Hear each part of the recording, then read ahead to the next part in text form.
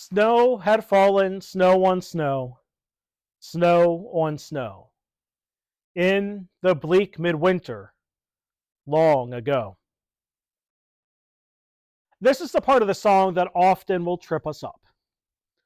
We know that snow is not the most common event in the Middle East. It almost doesn't seem right when we look at the pictures of the region itself.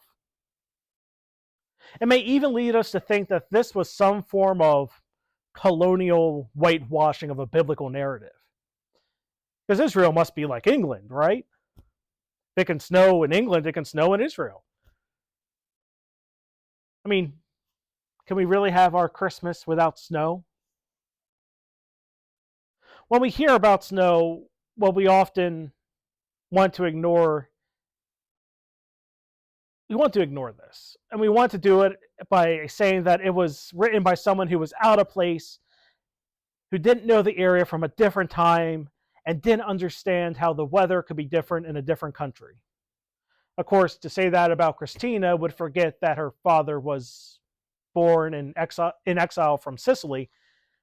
And can we assume that her father never told her about his homeland in the Mediterranean? There's one thing that always sticks out in my mind, though, however, and that is how it can snow in the Middle East. Yes, there are certain areas in Turkey, the more mountainous areas in Iran and northern Iraq that you can expect snow because they're at high elevations. But it can happen elsewhere. On December 10th, 2008, I was in Baghdad. And I was working the night shift, and someone came in from outside and made the point that it was snowing. And in disbelief, a bunch of us went outside and went, yeah, it's snowing in Baghdad. And what was interesting about that, as we come to find out the next day, was that was the first time in 80 years that that city had experienced snow. I also discovered that it snowed there in February 2020, which makes me wonder about the year 2020 so much more. So maybe we shouldn't get too tripped up about the snow, as it's not impossible.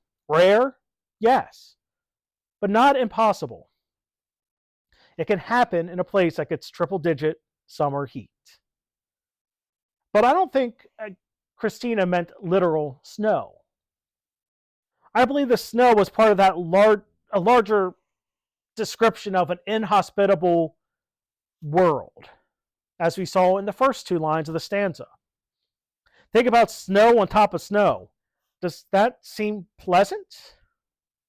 When I hear snow on top of snow, I want to stay out of it. I want to stay at home, be inside, be warm, drink some coffee, and not leave the house.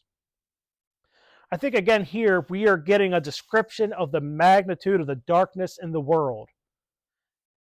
Because this was a world that was in need of the Messiah, that had been waiting for the Messiah, and waiting for Christ.